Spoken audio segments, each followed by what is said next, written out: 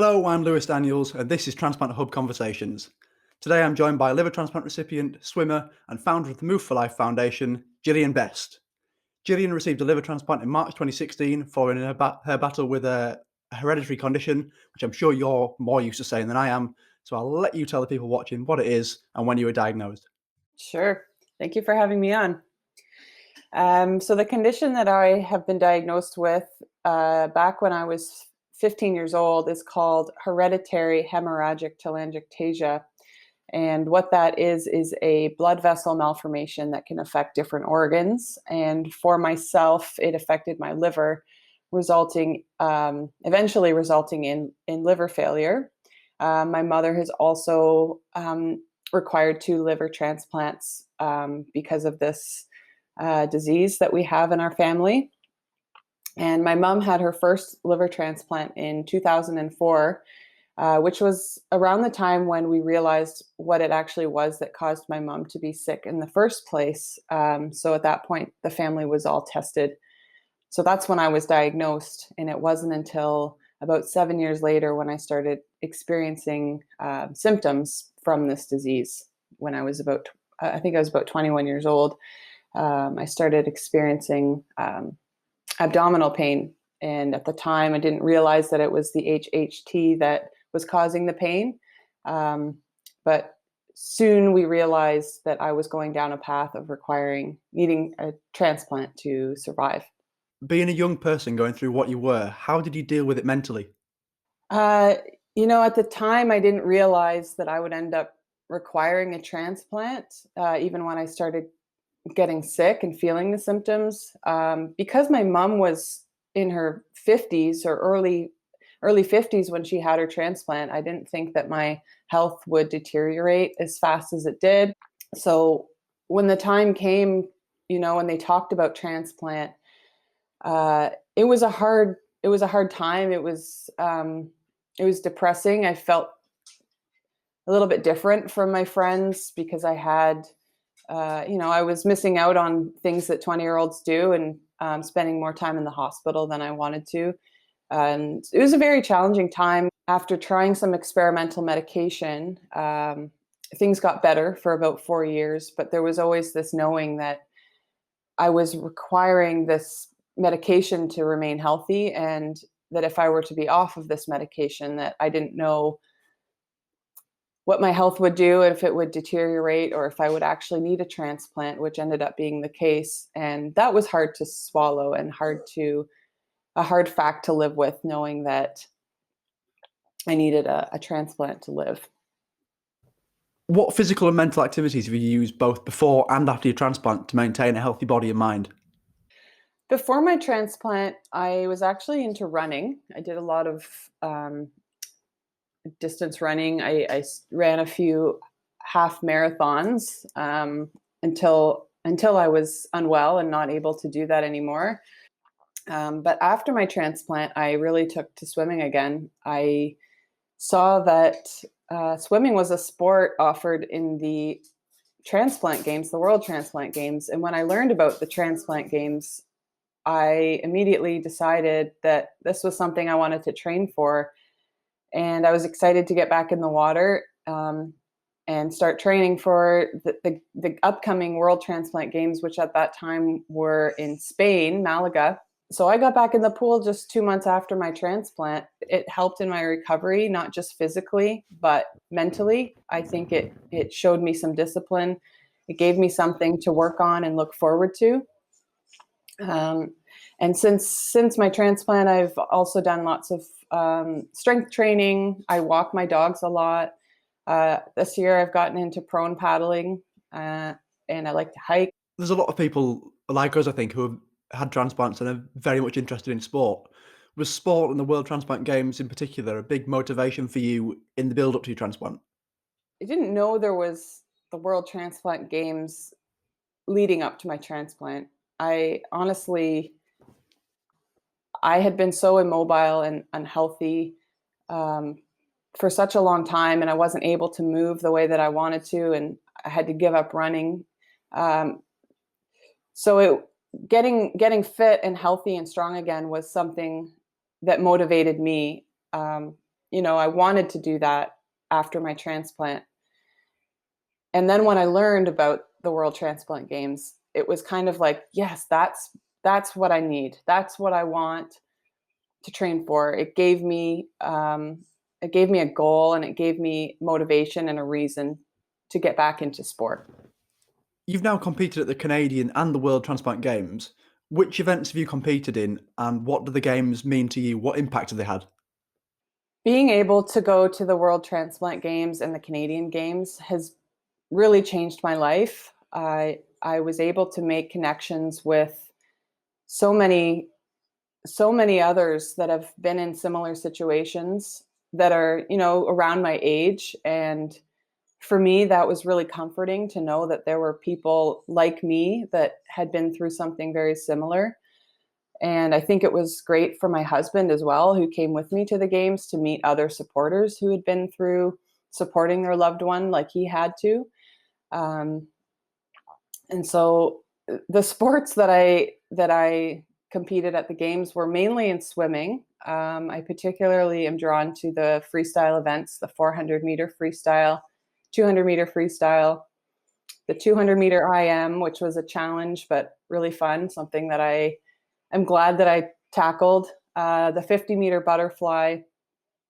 And the first few games that I attended, I also did the 5K road race. I've had great success at the games, and I'm really looking forward to going to Australia in 2023. In Newcastle in 2019 at the World Transplant Games, you actually set 5 world records. Where do they rank in terms of your greatest sporting moments? I imagine they're going to be quite high. Yeah, they are actually. To be honest, I actually surprised myself. I knew that I was training properly and training very hard for those games. My intention was to set a record, a record. I really shocked myself, and you look up at the time clock after my swim, and I thought, wow, I didn't know that I could swim that fast. So they were definitely those swims, those events were probably probably some of the best sporting achievement moments of my life. You are the founder of the Move for Life Foundation. What led to you establishing the foundation? It was the start of the pandemic, and the pools were closed. And I had this idea that I wanted to do a challenge, again, a goal that I wanted to work towards. And so when I ran it by my friends that I had met at the Transplant Games, who have also been affected by organ donation, we were excited to create awareness around organ donation and raise funds, if we could as well, to support a cause. And I've always had this burning desire to give back to the transplant community, because not only did it save my life, but it saved my mom's life. And I know that without organ donation, without the hospital that supported me and performed my transplant, I would not be here. So I looked at this as an opportunity to give back. And with the help of my friends, we were able to come up with this idea. We came up with the name of the foundation. And, initially we thought maybe we would just do one event, the swim that I'm training for right now. But we also realized that why would we limit to 1 year, because in one event, because giving back is something that we always want to do. So that's the reason we created this foundation. I want to openly share what I'm doing to try to inspire others to maybe do the same, or to find their way of giving back or saying thank you to the people that saved our lives. What impact have you seen the foundation have on the transplant community so far? What we're doing with the Move for Life Foundation is inspiring people to move, literally move for life. And I think that's great. And I think it goes beyond the transplant community. I think showing what I've been training for, and showing my followers what is possible, I'm seeing it encourage others to try to find something that they can work towards as well, and to feel not limited by a health challenge or anything that comes up in life, there's always a way to work through it. And I feel that my continuing my training through the pandemic has also helped to show people that just because things aren't necessarily good around us, and things are challenging and tough, there's always a way to work around it and adapt the plan so that you can have success and still follow your dreams. What are your goals for the Move for Life Foundation going forward? So our goals for the Move for Life Foundation are to have some kind of an event every year where an organ transplant recipient or recipients, a number of us, perform some kind of a sporting challenge that promotes active living and having a healthy lifestyle. Really, we want to encourage everyone to stay active because it can prolong your life, prolong the life of your organ. We look to shorten the wait list, really. One of the most challenging things that I found with waiting for a transplant was the waiting part. You're really sick and you could use the transplant maybe months and months before you actually were able to receive one. So that's one of the challenges that we want to tackle, is shortening the wait list, so that anyone who is in need of an organ transplant can receive one. How can people find and donate to the Move for Life Foundation? You can visit our website. It's www.moveforlifefoundation.com. You can make a donation. You can send a check. We have 2 different online platforms set up to accept donations. And this year, the funds are going to the London Health Sciences Centre, which is where I had my transplant. And we are raising funds to purchase a piece of equipment that's already being used. This technology is being used in, I believe, in Spain and in the States. And it's called ARP, Abdominal Regional Perfusion. And this piece of equipment will increase the donor pool of organs for transplant, therefore allowing more transplants to happen and saving more lives. What a great cause to donate to. Hopefully people get behind that and you can raise the money that you need. In August, you'll be taking part in an event for the foundation where you'll be swimming across Lake Ontario. As it's a solo swim, what does that entail and what made you decide to take on the challenge? I will be swimming alone, meaning is not a team, in the water across the lake. And the lake across is 52 kilometers. That being said, I could not do this alone. I will have a team with me around me in the water.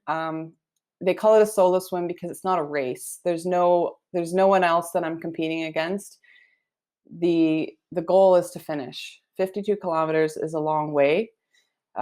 So the way it works is I will start on one shore, Niagara on the Lake, it's called, and with a lead boat guiding the way and a pilot who's navigating their way across the lake. There's 2 smaller boats for support beside me in the water. And I will get in the water and swim continuously. I will eat in the water. I will drink in the water every 30 minutes. I'm not allowed to touch any other person or touch any boat during the swim. It will take me somewhere between 16 and 24 hours. And I will have pacers. So the pacers are people that can jump in the water. I can have one in the water with me at any time, except in the dark. And these people are meant to motivate me to keep at a pace so that I don't slow down. It also helps just to keep me company in the water. But I will be the only one swimming the full distance across the lake. So it's quite a challenge. The water isn't warm. It's probably going to be around 70 Fahrenheit. However, there are patches closer to the finish where the wind blows. It turns up the cold water underneath, and it can be anywhere from 70 to 50 Fahrenheit. So it's quite a challenge. I decided I wanted to do this particular swim because it was a challenge. And like I had mentioned before, I like to kind of keep my bar high. So I like to kind of change up what I'm doing every so often. I had great success at the games, and I thought, I had been getting into some open water swimming, and with the pandemic and pools being closed, open water was a great option. And I thought this would be a really cool goal and challenge to work towards. It sounds like a tough and quite an intense challenge. What does your training involve and how's it going? This is a tough challenge. I've been training for about a year, a little over a year actually. I decided last April that this was something I wanted to do. So I've progressively been swimming more and more. Most of my training has not been in a pool, it's been in the lake. There were periods of time where the pools were open and I was able to swim in the pool, but so as of lately, I've been swimming anywhere from 30 to 50 kilometers a week, which is, a lot of time in the water. It's anywhere from 6 to 16 to 20 hours spending in the water. I've done some strength training. I've eased off a little bit on that as of lately because I need as much energy as I can, and my recoveries to go very well, so that I can perform the next day and the day after that. It's been a lot of cold water swimming. The lakes here in Canada are not, as I said, they don't really exceed 70 Fahrenheit. So I've been spending a lot of time adapting to the cold water. It's been a very important part of the training because, as I said, there are parts of the lake that are quite cold, and to be in cold water for hours, for a whole day actually, my body needs to be comfortable with being cold, and I need to understand how that feels in my body and know when it's safe to continue to swim, and know when I need to get out. So there's really so much that goes into the training, and that's what I spoke of is just the physical part. The mental training has been just as important because when you're swimming, your head's down in the water, you're not talking to anybody. You spend a lot of time in your head. And so really just being present in that moment, focusing on your breathing, steering away any negative thoughts, trying to remain positive, believing in myself. These things are also important to practice, because when you're swimming for hours and hours, you're spending a lot of time with yourself, and you need to be able to get through that. And not only physically can you hit a wall, but mentally you can just have enough. So you really just have to prepare for that, for those challenges that are going to come up, and what some people call their inner demons come up when you're swimming in the dark in the middle of the night. So the mental preparation has been just as much and time consuming and required just as much focus as the physical training has. How do you prepare yourself mentally? So meditation is important. One of the things that I practice a lot is just while I'm swimming, and that is focusing on my breathing, trying not to think too far outside of what I'm doing, trying to stay focused on the task at hand.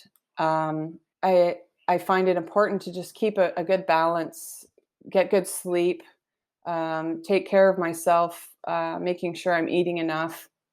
All these things really, if you're rested and you're recovered, you're in a better place mentally to tackle another swim. In the end, I think it will all contribute to a successful crossing of Lake Ontario.